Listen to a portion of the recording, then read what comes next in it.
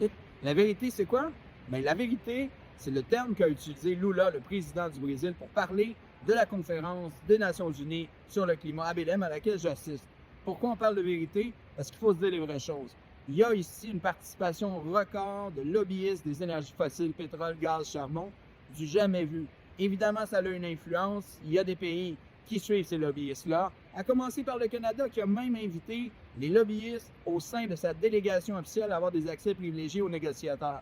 Donc, vous avez des mauvais pays pétroliers comme le Canada qui ne montrent pas l'exemple, qui se lancent davantage dans le pétrole et le gaz, mais il y a d'autres pays. Donc, il y a deux mondes ici. Et l'autre monde, ben, c'est des pays comme l'Union européenne, par exemple, le Danemark, l'Allemagne au premier chef. Vous avez également le Kenya, la Colombie, le Chili, des pays qui veulent sortir des énergies fossiles, qui travaillent fort. Et c'est ça qu'on fait ici. On pousse pour que les pays aillent dans la bonne direction, faire connaître ce que les villes font, ce que les États font, ce que les ONG, les scientifiques disent, et s'assurer de donner leur juste au sein des Nations Unies, de l'international. Le Canada est un mauvais élève, un décrocheur, en fait, de la lutte climatique. On va continuer à l'étalonner. C'est pas parce qu'on quitte ici qu'on ne continuera pas dès la semaine prochaine en Chambre à s'assurer de déclarer que le Canada a capitulé face à la lutte climatique. Et ça, on ne l'acceptera jamais.